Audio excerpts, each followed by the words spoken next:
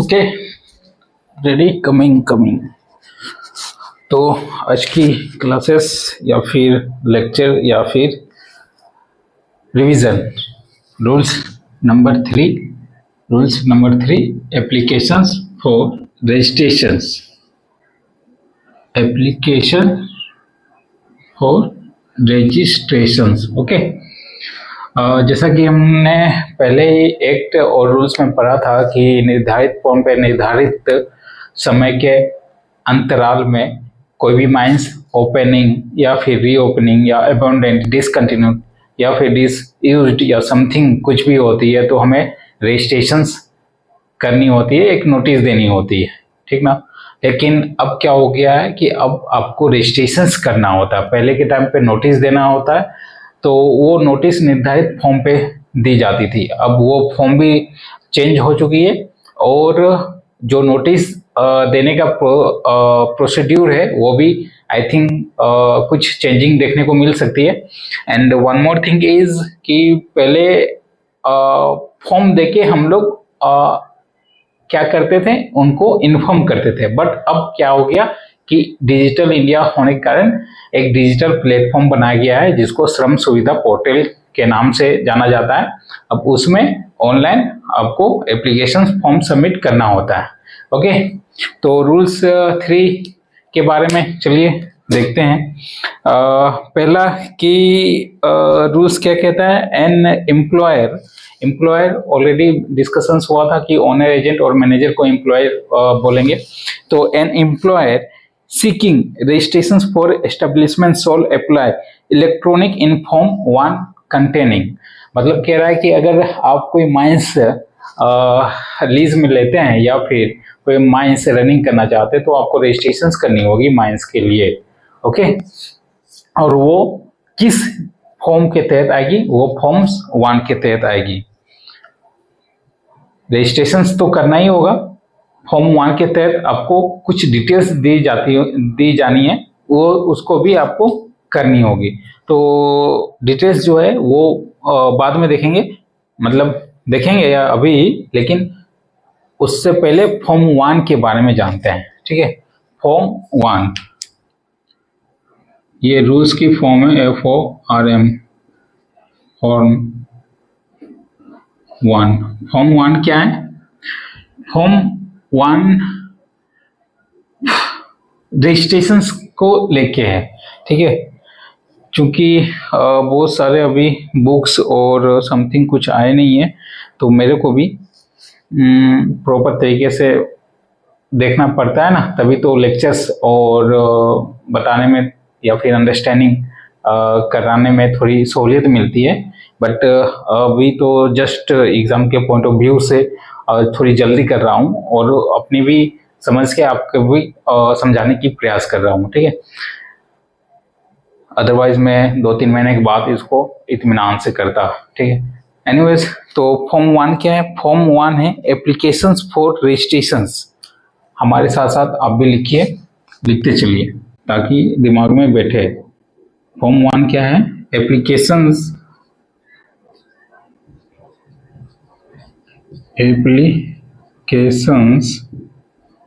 For registrations applications for registrations of establishment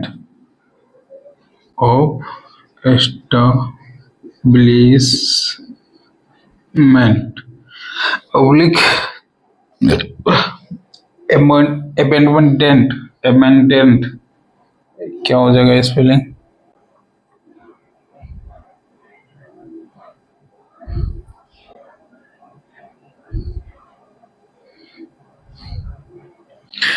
लगभग इस rule में फॉर्म 27 है। ठीक है, और अभी फॉर्म 1 के बारे में चल रहे हैं हम लोग। क्या है कि application for registrations of establishment amendment to certificate of registrations oblique या amendment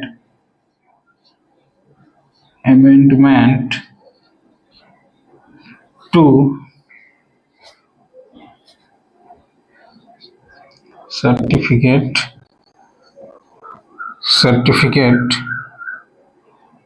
of registrations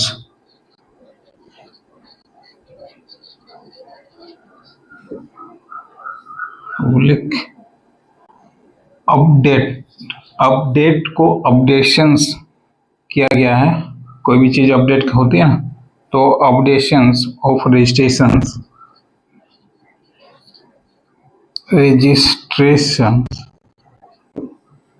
particular of establishment particular of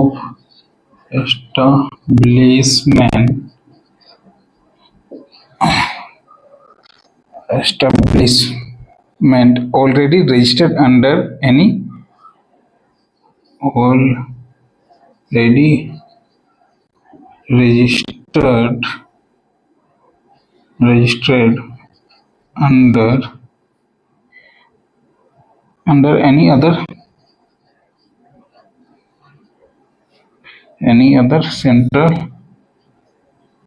central labor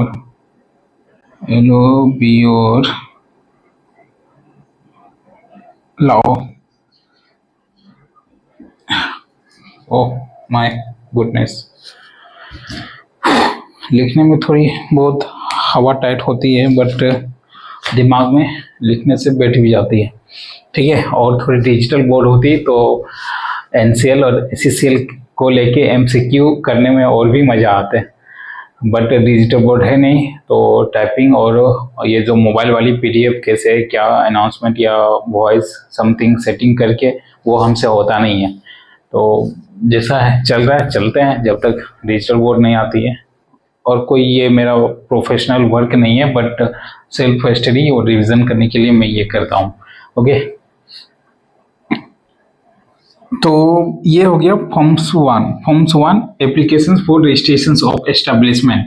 किसी भी माइंस को निर्धारित नहीं, बनना को एस्टेब्लिश समझ रहे होंगे, एस्टेब्लिश या फिर एमेंडेंट मीन्स क्या, स्थगित।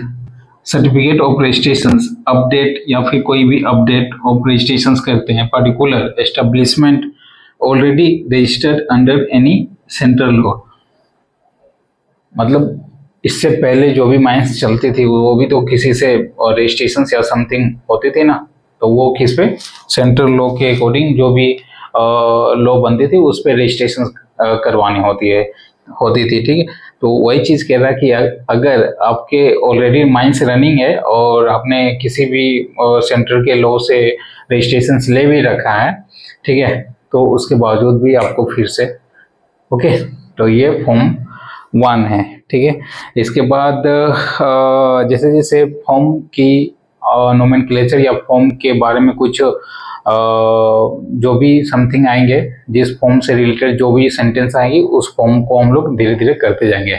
एग्जैक्टली 1 से 27 लेके हम लोग नहीं करेंगे, जब सब चीज ओवर हो जाएगा तब 1 से लेके 27 किसी दिन फॉर्म को लेके एक क्लास कर लेंगे। ओके, तो अभी फॉर्म 1 की बात आई है, तो फॉर्म 1 से रिलेटेड ये बातें हैं। ठीक है, तो इसके साथ साथ फॉर्म 2 की भी बातें आएगी, और फॉर्म 3 की, फॉर्म 4 और फॉर्म 5, ये सारे क्या है, रजिस्ट्रेशन से रिलेटेड है। रजिस्ट्रेशन टर्मिनेशन नहीं होगी, कैंसिलेशन या समथिंग। तो 1 से लेके 5 तक, फॉर्म 1 से लेके 5 तक रजिस्ट्रेशन को लेके रिलेटेड है। ठीक है,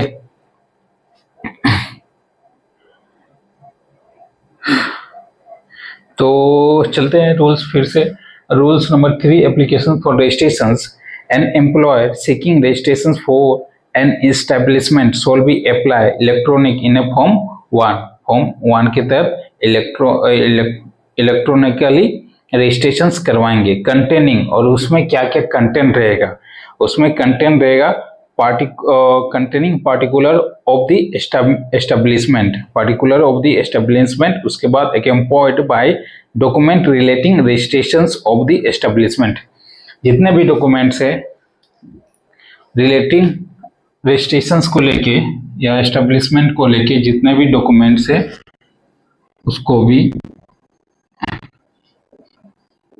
डॉक्यूमेंट्स लगेंगे ना, डॉक्यूमेंट्स, ओनर, एजेंट, मैनेजर, फिर प्लेसेस की कितनी लीज एरिया आपने ले रखी है,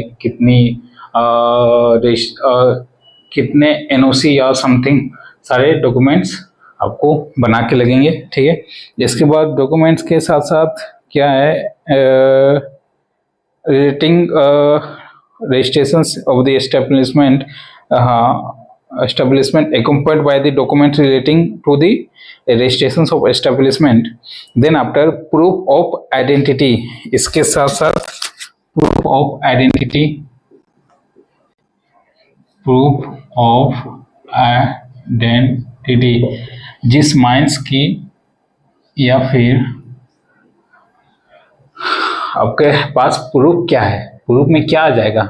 अगर कोई भी सामान सपोज दैट ये मार्कर मेरा है, तो इसको हम कैसे प्रूफ करेंगे कि ये मेरा है, भाई लीगली कैसे प्रूफ करेंगे, ऐसे बोल देने से नहीं ना होगा। तो लीगली कैसे प्रूफ किया जाता है, डॉक्यूमेंट्स। और डॉक्यूमेंट्स क्या है होगा, मार्कर के लिए आपके पास बिल होगी, जीएसटी बिल होगी, जिससे आपने मार्कर लिया उसका बिल होगी ना। तो सेम इट इज माइंस में भी बहुत सारे डॉक्यूमेंट्स लगते हैं जो कि आइडेंटिफाई करती है कि हाँ ये आपकी है और आपकी ही है। ओके, प्रूफ ऑफ आइडेंटिटी हो गई। उसके बाद एड्रेस ऑफ द श्रम सुविधा पोर्टल और पोर्टल एज में B designated by the central government by giving details about the establishment. इसके साथ साथ एड्रेस भी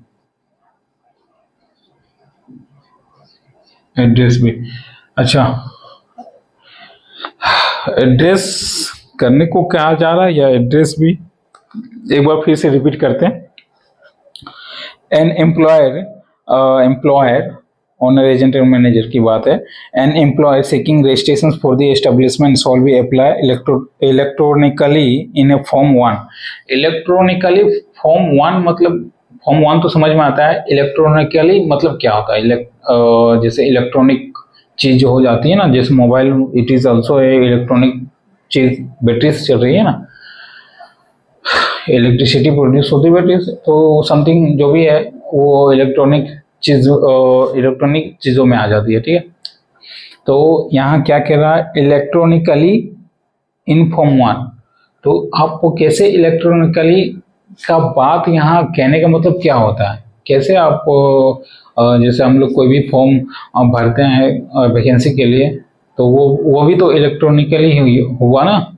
तो सेम इट इज यहाँ भी इलेक्ट्रॉनिकली। लेकिन यहाँ क्या होता है ना कि आई थिंक मैं जब अपनी कंपनी रजिस्टर कर रहा था तो वहाँ इलेक्ट्रॉनिकली सिग्नेचर लगता है, और वो इलेक्ट्रॉनिक सिग्नेचर किसके थ्रू से, एक बकायदा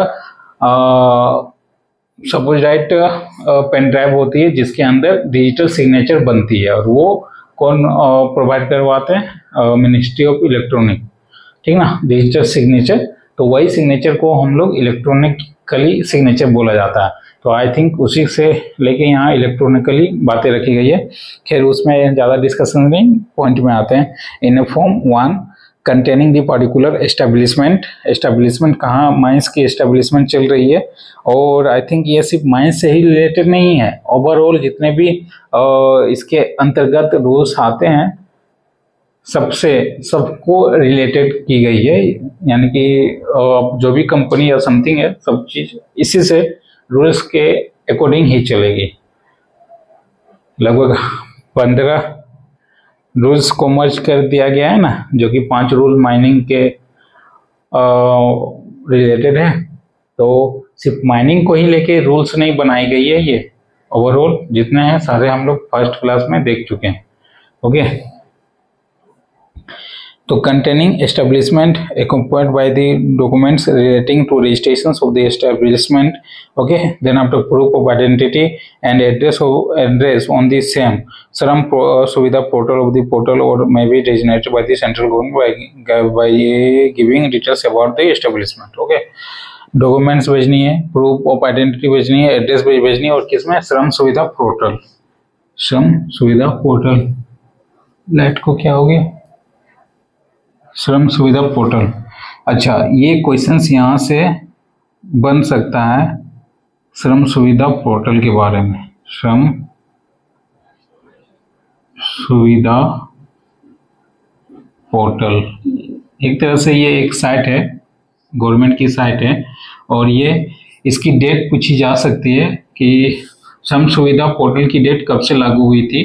तो आई थिंक 2015 से हुई थी, लेकिन कौन सा डेट है ये मैं भी कंफर्म कर लेता हूँ।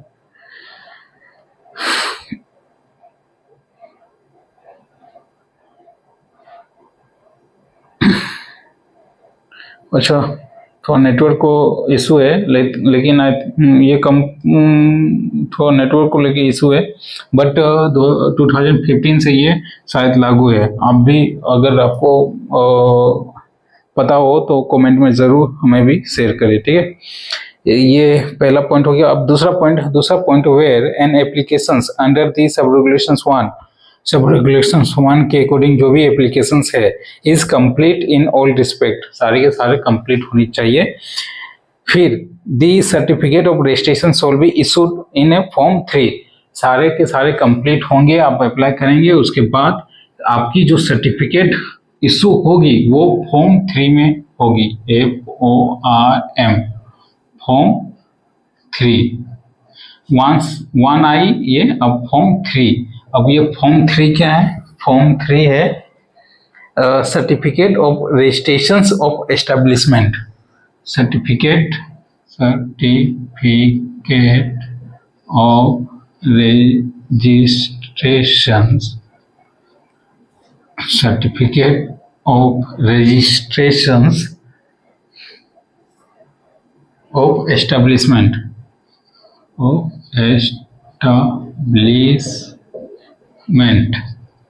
ओके। आई थिंक कैमरे में नजर आ रही है कि नहीं? हाँ, सही है। तो कह रहा है where an application under sub rules 1 is complete in all respect, the certificate of registration shall be issued in a form 3 electronically forthwith by but in any case not later than 7 days from the date of submissions of complete applications। मतलब कह रहा है कि जो भी हम लोग rules 3 के सब रूल्स 1 के अकॉर्डिंग जो भी हम लोग रजिस्ट्रेशन के लिए फॉर्म डाले हैं श्रम सुविधा पोर्टल में, वो आपको फॉरविथ मिल जाएगी, ठीक है, फॉरविथ मिल जाएगी इलेक्ट्रॉनिकली, और वो किस में आपका बन के आएगा? फॉर्म 3 में बन के आएगा। रजिस्ट्रेशन ऑफ सर्टिफिकेशंस फॉर्म 3 में बन के आएगा। फॉर्म 3 क्या है? Certificate of registration of establishment, okay, forthwith. लेकिन एक बात यहाँ और रखी गई है कि अगर फॉरविथ नहीं आती है तो विदिन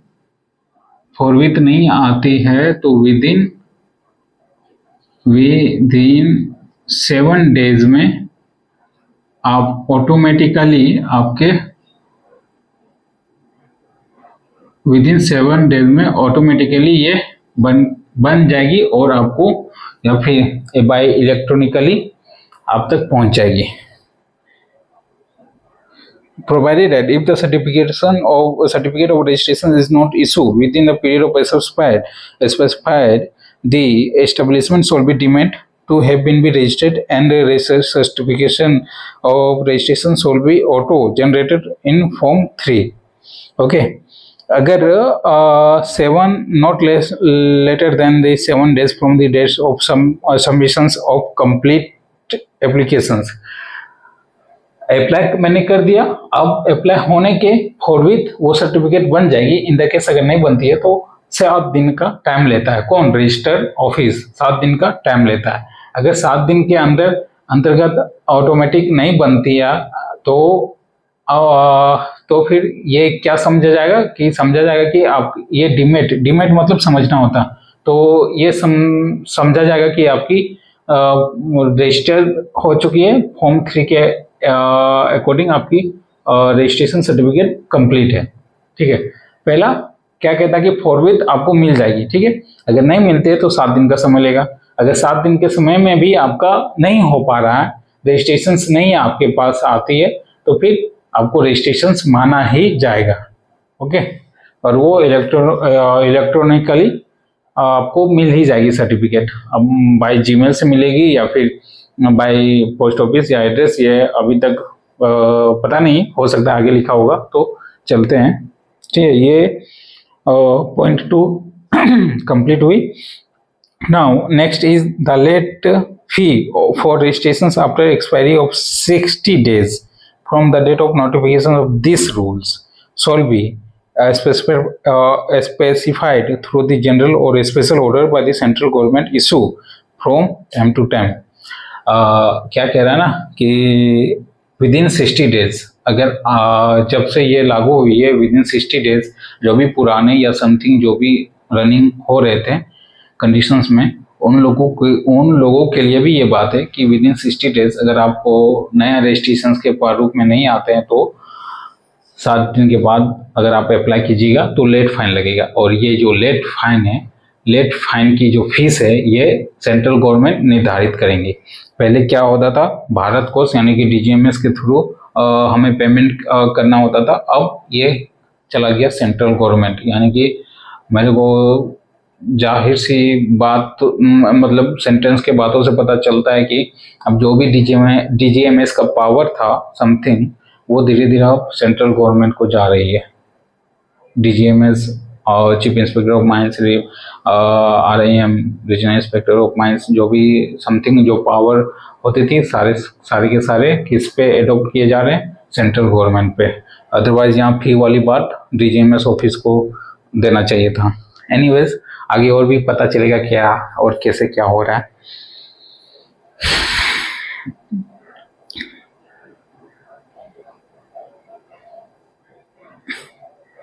इसके बाद फोर्थ नंबर है the certificate of registration shall B non transferable and shawl be displayed eight A conspicuous place with in the premises of establishment. मतलब कह रहा है कि जो भी सर्टिफिकेट आप किसी माइंस को लेके सर्टिफिकेट ले रहे हैं तो वो उसी माइंस की ही रहेगी, आप उसको ट्रांसफर नहीं करवा सकते दूसरे माइंस के लिए, ठीक है। और वो जो सर्टिफिकेट है वो आपको कॉन्स्पिशियस प्लेसेस में लगा के रखनी होगी, ऑफिस में, जहाँ कॉन्स्पिशियस प्लेसेस में जहाँ भीड़ भाड़ का एरिया हो, जहाँ लोग अक्सर खड़ा होके डिस्कशंस या बातें करते हैं, उस जगह पे आपको लगा के रखनी होगी, ठीक है।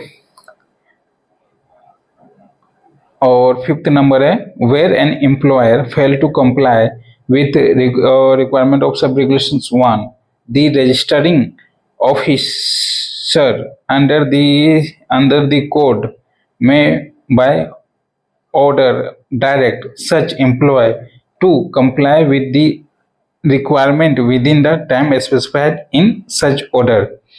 अब ये जो 5वां पॉइंट है ना, ये कह रहा है कि जो भी कंपनी के नॉर्म्स, टर्म्स, कंडीशंस बने हुए हैं जिसको हम लोग कंप्लाई कहते हैं, कंपनी अगर आप रजिस्टर करते हैं तो कंप्लायंस होती है कि क्वार्टरली आपको इतना सबमिट करना है, क्वार्टरली आपको, मंथली आपको ये रिपोर्ट देना है, जीएसटी मंथली करनी है। तो ये सब जो कंपनी के नियम्स होते हैं ना उसको कंप्लायंस कहते हैं, ठीक है, कंप्लायंस। तो ये कह रहा है कि फिफ्थ पॉइंट कह रहा है कि जो भी कंपनी के कंप्लायंस है उसमें अगर आप फेल्यूर होते हैं तो कोड OSH कोड, यानी कि रजिस्ट्रेशन वाले चैप्टर जो कोड के हैं उसके अकॉर्डिंग जो बातें रखी गई है वो फिर आपको करना होगा। या फिर जो भी OSH कोड के रजिस्ट्रेशंस, यानी रजिस्ट्रेशंस किससे रिलेटेड है, OSH कोड में रजिस्ट्रेशंस नंबर 3 से रिलेटेड है, रजिस्ट्रेशंस को लेके सेक्शन 3 से रिलेटेड है रजिस्ट्रेशन, ACSCTION सेक्शन 3 से रिलेटेड है रजिस्ट्रेशंस, ठीक है। और इस सेक्शन 3 में आई थिंक मैं हल्का सा देखा है, शायद विद इन 30 डेज में आपको रजिस्ट्रेशन या जो भी है 60 डेज या उस पर नहीं आएंगे, बट ये रिलेटेड है। और इसके अंतर्गत जो भी बातें रखी गई है वो फुलफिलमेंट आपको करना होगा। अगर आप कंपनी के अप्लायंस को पूरा नहीं कर पाते हैं तो every employer of any establishment, एक बार सेक्शन 3 देख लिया जाए, दिमाग में बैठ जाएगा। रजिस्ट्रेशंस ऑफ सर्टन एस्टेब्लिशमेंट है, सेक्शन 3 और सिर्फ नए वाले में रजिस्ट्रेशंस ऑफ सर्टन एस्टेब्लिशमेंट है। ये क्या है ना कि मैंने थोड़ा सा झलक देखा है, इसमें एक ही सेंटेंस में सारे बात को कंप्लीट कर दिया गया है, ठीक है। बट अगर आप गेजेट की नोटिफिकेशन देखें तो उसमें 2 पेज में बातें रखी गई है सेक्शन 3 के अकॉर्डिंग, ठीक है। तो इसको ज़्यादा उतना फेवर नहीं करिए, आप गेजेट ऑफिसर की गेजेट की नोटिफिकेशंस होती है उसी को लेके चलिए, ठीक है। ये 4th कंप्लीट हो गया ना, 5th भी कंप्लीट हो गया। अब 6th है an employer of establishment already registered under the other central labour law for the time being force shall be 6 months from the date of which rules come into the force update the registration particular form 1। और जो भी पहले के mines है, यानी कि अब तक के जितने भी पहले के माइंस है, जो बंदे या फिर जो भी बंदे नहीं बोलिए एम्प्लॉयर रजिस्ट्रेशन नहीं करवाएं, वो ये कोड जब से लागू होती है विदिन 60 डेज तक आपको टाइम दिया गया है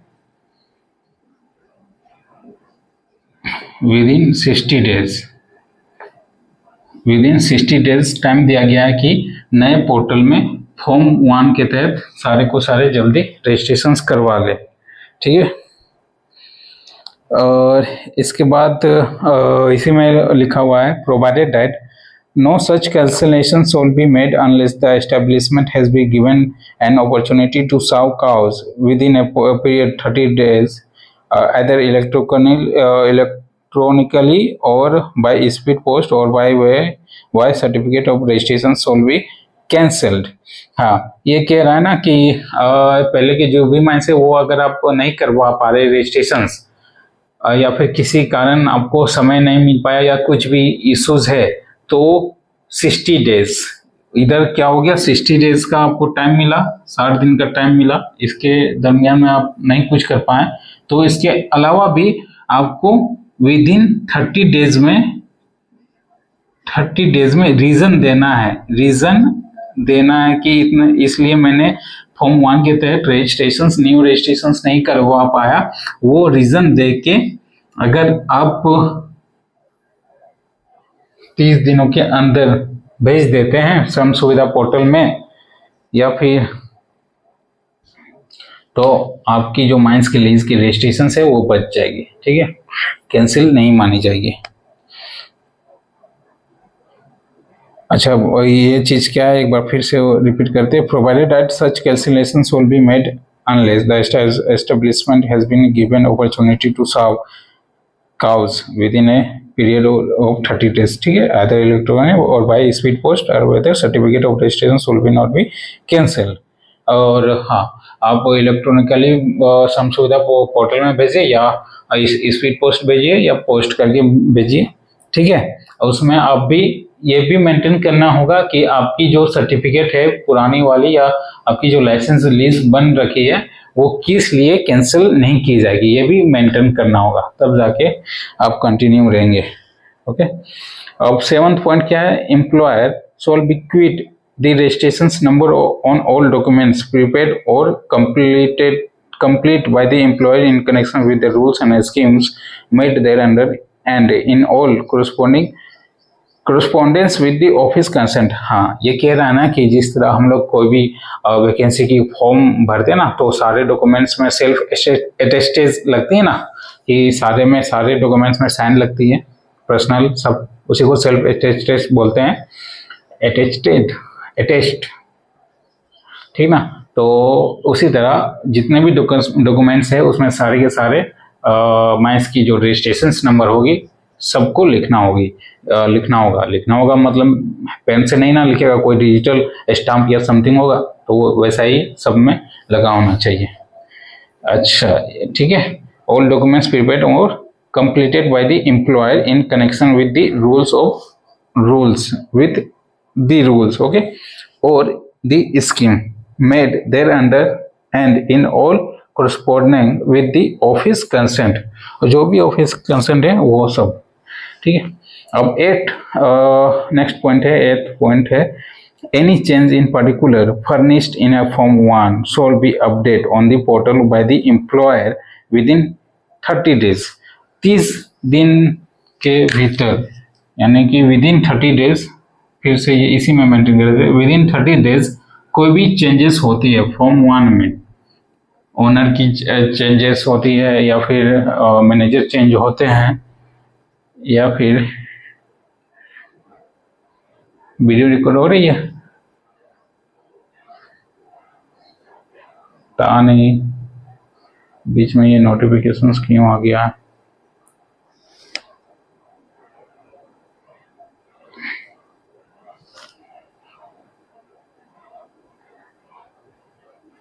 हाय, रिकॉर्डिंग हो रही है ना, पता नहीं। और वो जो टाइमिंग है उस पे जगह नोटिफिकेशंस आया हुआ है, और जैसे उस नोटिफिकेशंस को टच करेंगे ना, सारे के सारे वीडियो कैंसिल हो जाएंगे। तो जो भी है, आई थिंक वीडियो रिकॉर्ड हो रही है।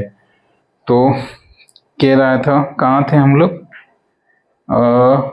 फॉर्म 8 में थे, रूल्स 8 में थे, 3 का ए में थे, 8 में एनी चेंजेस इन दी, हाँ कुछ भी चेंजेस होती है आपके फॉर्म 1 से related, owner, name of owner या फिर मैनेजर चेंजेस होती है, तो वो अपडेट करनी होगी, ठीक है, उसी पोर्टल में विद इन 30 डेज, 30 दिन के अंदर।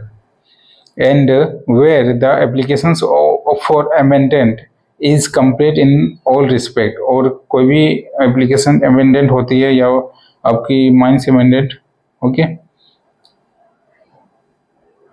is complete in all respect, the amended certificate of registration shall be issued electronically in form 3, और form 3 certificate of registration establishment not later than 7 days from the date of submissions of complete applications, failing which the amended certificate registration shall be auto generated, okay। तो अगर कुछ आपके mines में या form 1 के तहत कुछ भी चेंज होती है तो आपको तुरंत अपडेट करनी होगी, ठीक है। इसके बाद एक और बात रखी गई है कि अगर आपकी माइंस अमेंडेंट होती है तो अमेंडेंट के लिए भी आपको विद इन 30 डेज में आपको सूचना देनी है और अप्लाई करनी है अमेंडेंट सर्टिफिकेट के लिए, और आपको फॉर्म 3 के अंदर अमेंडेंट की जो सर्टिफिकेट है वो प्राप्त हो जाएगी। और ये जो निर्धारित दिन रखी गई है वो 30 दिन की रखी गई है, ठीक है। एक बार फिर से रिपीट करते हैं, any change in particular furnished in the form 1 shawl B update, ठीक है, अपडेट कर लिया जाएगा इन द पोर्टल, ठीक, बाय द एम्प्लॉयर, मतलब by the owner, agent and manager with 30 days, 30 दिनों के अंदर जो भी अपडेट करनी है आपको कर लेना है, ठीक, कोई भी चेंजेस होती है तो, ठीक। उसके बाद and where the applications for amendment is complete in all respect, और आपको अमेंडेंट करनी है अपनी माइंस को, तो the amendment certificate of registration shall be issued electronically in form 3, form 3 के अकॉर्डिंग ही आपको सर्टिफिकेट इशू होगी, and not later than the 7 days from the date of submission of complete applications, और 7 दिन के अंदर ही इश्यूज होगी। पहला क्या था ना, विद इन 7 डेज, ये जो एस्टेब्लिशमेंट सम सुविधा में हम लोग भेजते थे, तो ये 7 डेज में ऑटोमेटिकली सर्टिफिकेट, पहला तो बताया गया कि फॉरविथ, तुरंत फॉरविथ आपको सर्टिफिकेट मिल जाएगी। अगर नहीं मिलती है तो 7 डेज का टाइम लिया गया है। इसके बाद 7 डेज के अंतर्गत भी अगर नहीं हो पाती है तो आपको डीमेट माने जाएगी, यानी कि हाँ भाई आपकी सर्टिफिकेट बन गई है और ऑटोमेटिकली आपके पोर्टल में अपडेट हो जाएगी, ओके। यही चीज 7 डेज। और कैंसिलेशंस भी करते हैं, यानी कि अमेंडेंट भी करते हैं, तो 30 दिन पहले ही करना होगा, और 7 दिन के अंदर आपको अमेंडेंट वाली सर्टिफिकेट भी इशू हो जाएगी, यही चीज। तो इसमें अभी तक हम लोग क्या डाटा देखे हैं, 31 दिन देखे हैं, 61 दिन देखे हैं, और श्रम सुविधा पोर्टल की डेट देखे हैं विद इन 60 डेज में, और इस तरह की अभी तक कुछ तो डाटा है नहीं। Address, proof of identification, identity documents, section 3 के अकॉर्डिंग रजिस्ट्रेशन वाली बातें होती है। अब नेक्स्ट पॉइंट यानी कि 9th पॉइंट है, the registering officer shawl be maintain in a form 5। अब ये फॉर्म 5 क्या है? अब यहाँ ड्यूटी आती है किसकी? रजिस्टर्ड ऑफिस की। जो ऑफिस के मेन रजिस्टर्ड मैन होंगे वो फॉर्म 5 इधर लिखता हूँ, form 5 showing the particular establishment in the relations to which certificate for registration has been issued। Form 5 क्या है? अब फॉर्म 5 है registered of establishment. Form 5 FORM form 5 registered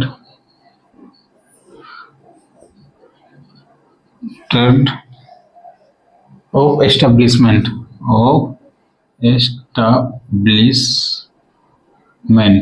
okay. तो ये फिर नया फॉर्म आ गया, फॉर्म 5 रजिस्टर्ड ऑफ एस्टेब्लिशमेंट, यानी कि ये ऑफिस वाले की ड्यूटी है। फॉर्म 5 ऑफिस वाले की ड्यूटी है कि जो भी है सबको रजिस्टर मेंटेन करके रखना है। यही बात रखी गई कि the registering officer shall be maintained in a form 5 showing the particular of establishment in relations to which certificate of registration shall be issued। क्या क्या सर्टिफिकेट इशू की गई है? तो ये फॉर्म 5 में रजिस्टर्ड ऑफिस की ड्यूटी है, ना कि ऑनर एजेंट और मैनेजर, यानी कि एम्प्लॉयर की ड्यूटी नहीं है, वो रजिस्टर्ड ऑफिस की। ओके, यानी कि रजिस्टर्ड ऑफिस कहाँ होगी, कब होगी? आई थिंक DGMS को ही बताया गया होगा या बताया जाएगा, क्योंकि अब तो एक कोई पर्टिकुलर रजिस्टर्ड ऑफिस माइंस से रिलेटेड जो भी काम होते थे DGMS में जाती थी। अब ये क्या हो गया कि बहुत सारे कामों को मर्ज कर दी गया या है, तो रजिस्टर्ड ऑफिस अब कौन क्या कैसे है अभी तक तो मुझे नहीं पता, बट जहाँ मैं गेस कर रहा हूँ DGMS को ही बोला जाएगा माइंस से रिलेटेड, और नहीं तो फिर secretary office, secretary PMO office. सारे काम वैसे होते हैं ना, PMO office, prime minister office.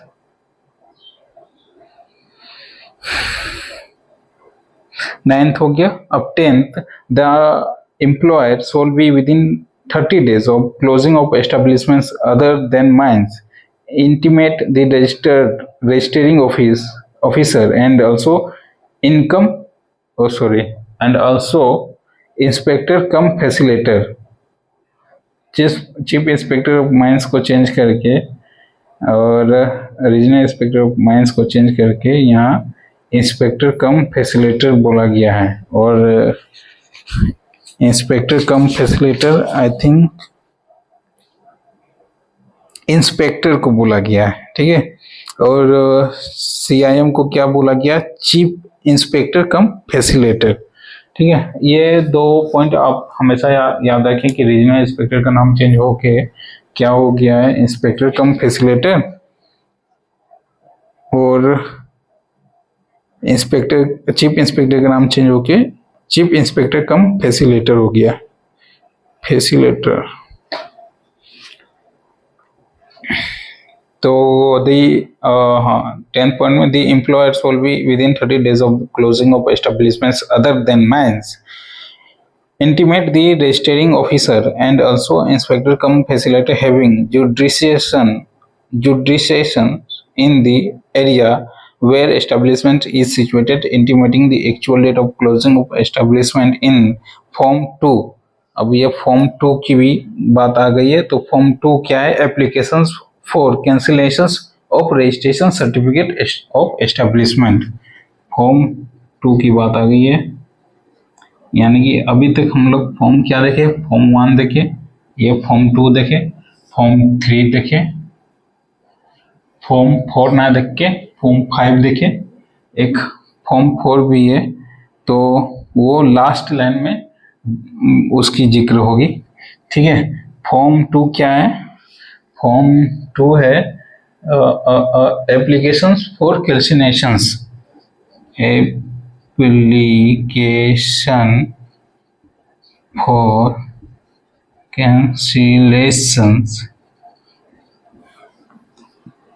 cancellations of registrations certificate of establishment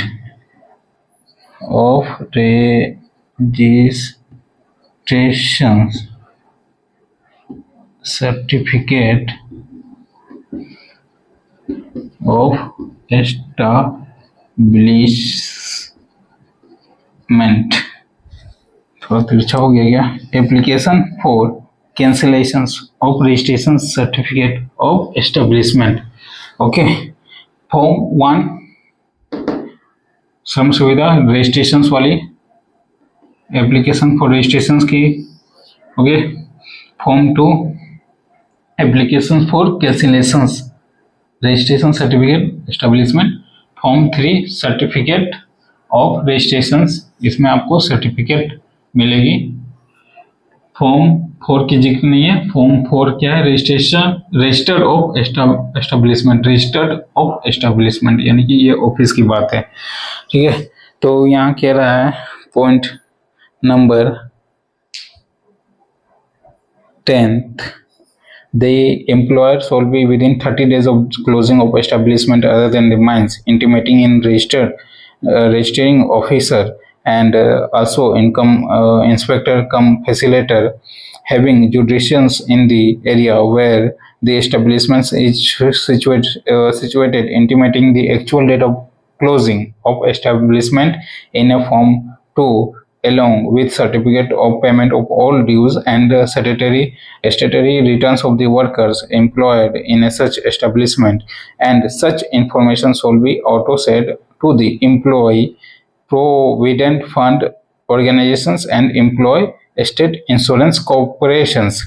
हाँ, मतलब कह रहा है ना कि आप जो भी फॉर्म्स के तहत रजिस्ट्रेशन किया है या लिए हुए हैं, अगर काम आपको क्लोज हो जाती है या फिर बीच में ही बंद होती है या फिर बंद हो जाती है, तो आपको क्या करना होगा?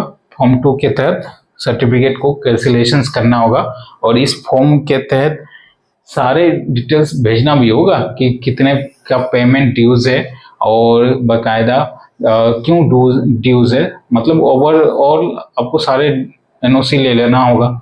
भाई वर्कर की पेमेंट है तो वर्कर से सारे चीज आपको हिसाब किताब दे के भेजना होगा इसको, या फिर अपने लीज वाली पेमेंट, या फिर सेंट्रल गवर्नमेंट या स्टेट गवर्नमेंट से जो भी लीज लिए हैं उसकी एनओसी भी लगानी होगी, हो सकता है पेमेंट नो ड्यूज एनओसी लगानी होगी। ठीक है, तो उसके बारे में ये बातें रखी गई है, और वर्कर की भी। इसके साथ साथ ये क्या हो जाएगा ना कि ऑटोमेटिक जो पीएफ वाली अकाउंट होती है, मतलब पीएफ वाली जो भी कंपनी होती है उसमें उसको ऑटोमेटिक चली जाएगी, और स्टेट इंश्योरेंस को भी चली जाएगी। प्रोविडेंट फंड ऑर्गेनाइजेशंस के पास ऑटोमेटिक चली जाएगी, and employ state insurance corporations के पास भी ऑटोमेटिक चली जाएगी।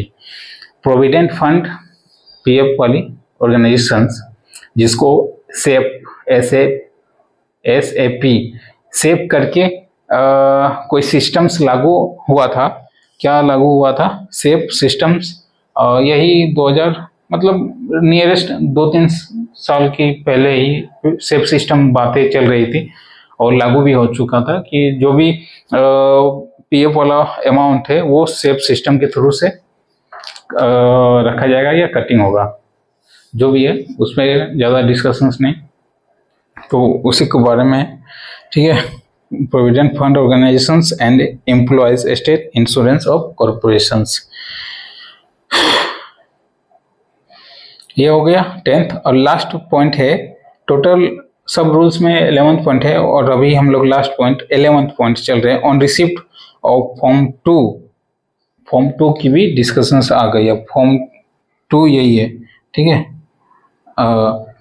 On receipt of form 2 complete in all respect. और फॉर्म 2 के अंतर्गत जो भी सारे बातें हैं वो अगर आती है, the registering officer shall be cancel the certificate of registrations and issue cancellations of certificate of registrations in a form 4। अब आई बात यहाँ फॉर्म 4 की, तो बातों से पता चल रहा है कि फॉर्म 4 क्या होना चाहिए, कैंसिलेशन ऑफ सर्टिफिकेट के लिए होनी चाहिए। कैमरा में है, ठीक है, बढ़िया। तो फॉर्म 4 क्या है? फॉर्म 4 है certificate of cancellation of registration certificate of establishment, ठीक है। तो फॉर्म 1 हो गया, फॉर्म 2 हो गया, फॉर्म 3 हो गया, फॉर्म 4 हो गया और फॉर्म 5 भी हो गया। तो फॉर्म 4 यहाँ नीचे लिखने से दिखाई नहीं देगी, तो आप लिख लो फॉर्म 4 क्या है, या देख के लिख लेना। फॉर्म 4 है certificate of cancellation registration certificate of establishment, ठीक है। तो फॉर्म 2 के तहत आपके पास मतलब ऑफिस, रजिस्टर्ड ऑफिस के पास अगर कैंसिलेशंस के लिए फॉर्म 2 के तहत सारी डॉक्यूमेंट्री आती है तो वो कैंसिल करेगा और एक कैंसिलेशन सर्टिफिकेट भी देगा। किसको? एम्प्लॉयज को। By electronically within 60 days, 60 दिन। और जो कैंसिलेशन वाली सर्टिफिकेट दे मिलेगी आपको विद इन 60 डेज के अंदर मिल जाएगी इन फॉर्म 2, ठीक है। If registering officer fail to cancel the registration certificate established with in 60 days, the cancellation of registration certificate shawl be generated in form 4, ठीक है। और आपको कैंसिलेशन की जो सर्टिफिकेट मिलेगी वो फॉर्म 4 के तहत मिलेगी विद इन 60 डेज। अगर रजिस्टर्ड ऑफिसर अगर देने में थोड़ी डिले होती है या 7 दिन से ज़्यादा समय लगाती है तो आपको ये ऑनलाइन पोर्टल यानी कि फॉर्म 4 के तहत मिली जाएगी बाय इलेक्ट्रॉनिकली, ठीक है। इसके बाद ये रूल्स यहाँ खत्म होता है।